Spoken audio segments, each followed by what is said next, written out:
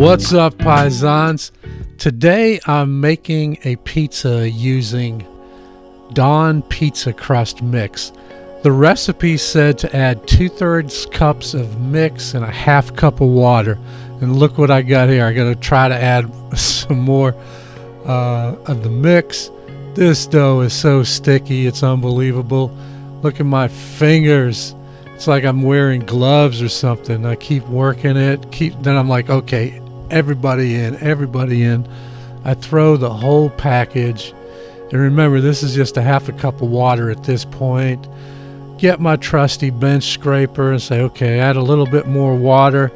It's like, come on, this dough has got to come together. Add even more water. Get the bench scraper. And all right, now it's starting to take shape. I'm trying to get all the mix.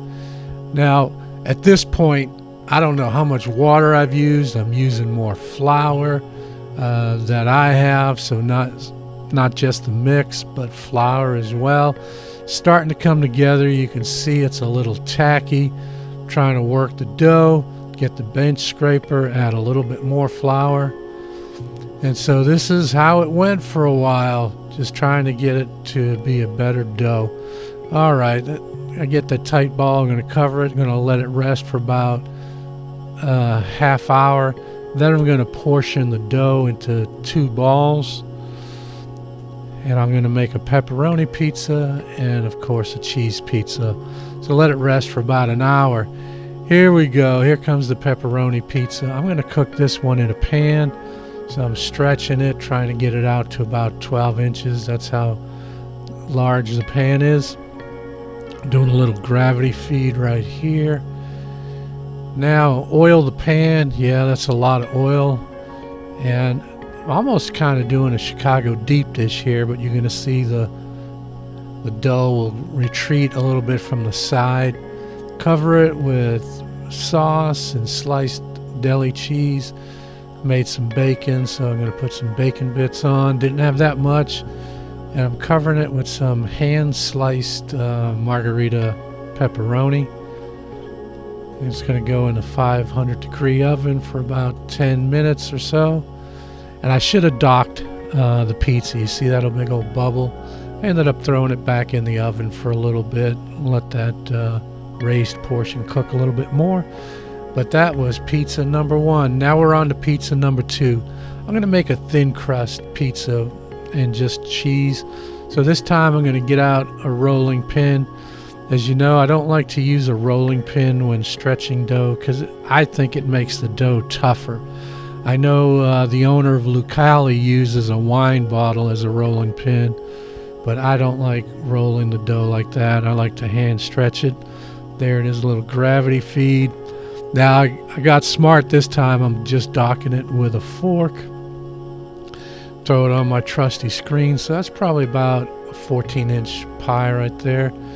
I'm using Stanislaus Full Red, fully prepared pizza sauce. It's pretty good. Now I get out my trusty mozzarella deli slices. This is going to go in the 500-degree oven on a baking steel for about 10 minutes or so. After a while, I took it off. And I wish I would have cooked the crust a little bit first and brought it back out and put the sauce and cheese on it. But there it is. So I'm going to, since this is a thin crust, an ode to the tavern style or the bar pizza, the Chicago thin crust, I'm going to cut this bad boy into squares. So cutting it, I don't usually cut in squares, so I don't know that I did a really good job. But you know what? It all eats the same. So here we go. As you know what my grandma Bondandola says, manja, Bobby, manja.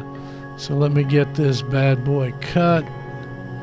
See, I don't know where to go with these square slices. I'm just used to cutting in 8s or 6. But so what's the verdict? Here we go. So here's the pizza.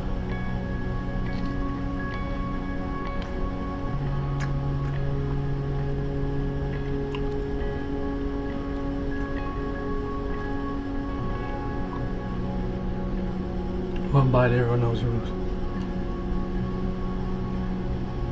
Crust mix is okay. Sauce and cheese are good. Well, Dawn pizza crust mix will get you a nice thin crisp. Maybe I put a little more salt in the mix. Not bad.